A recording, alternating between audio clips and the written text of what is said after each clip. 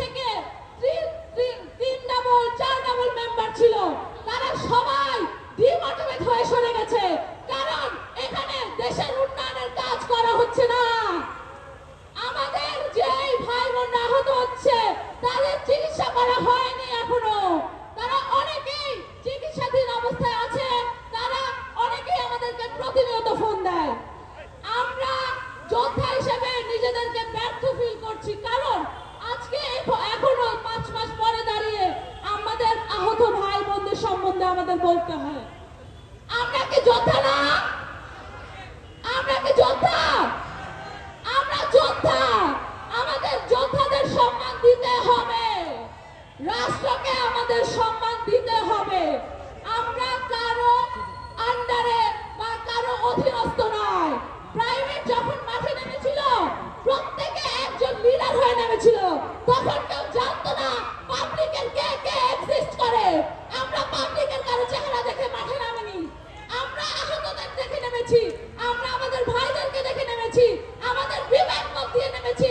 আমরা প্রত্যেকে একজন লিডার, আমাদেরকে সেই সম্মান দিতে হবে। এই সম্মান নিয়ে যারা টানাটানি করবে কারণ কে ছাড় দেওয়া হবে না, সে যত বড় নেতাই হোক। আমরা এখানে দাঁড়িয়েছি, আমাদের নারী বলেন প্রাইভেট বলেন প্রত্যেক জায়গায় অবহেলিত। কেন? মাঠে যখন দাঁড়িয়েছিল, যখন নারীরা দাঁড়িয়েছিল তখন তো মনে হয়নি নারীরা রাজপথে যুদ্ধ করতে পারবে না, তখন তো মনে হচ্ছে আমরা নারীদের পিছনে দাঁড়াই। এখন কেন মনে হচ্ছে যে আমার নারীরা যুদ্ধ করতে পারবে না?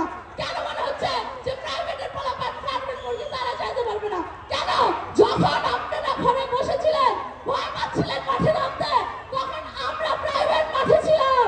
আপনাদের গুণটা হয়নি যে আপনারা রাজপথে নামবেন।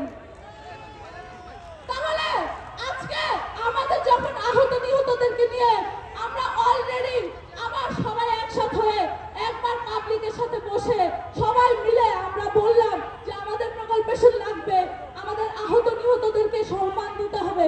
তখন আপনারা ওই ইউনিটিটাকে কোনো সম্মান দিলেন না। আমাদের এত জনসম্মুখ ছিল এখানে, তারপরেও আপনারা কোনো সিদ্ধান্ত দিলেন না। আমরা কি চেয়েছি? আমরা 24-এর স্বীকৃতি চেয়েছি, এটাকে আমরা ডিজার্ভ করি না। আজকে আপনারা সবাই স্বাধীন দেশে দাঁড়িয়ে কথা বলছেন, সেই স্বাধীনতা ছাত্র বলেন জনগণ বলেন সবার দ্বারা অর্জিত হয়েছে, রাইট? সেই রাইটটা যদি আমাদের না থাকে যে আমরা আমাদের দেশ বা আমাদের যে জাতি তাদেরকে জানাতে পারবো আজ থেকে 100 বছর পরে যে 24-এ কি হয়েছিল আমাদের সাথে, এই ইতিহাস যদি আজকে না থাকে, ওই দোসররা আবার যে কালকে আমাদের উপর হামলা করবে না, তার কি গ্যারান্টি?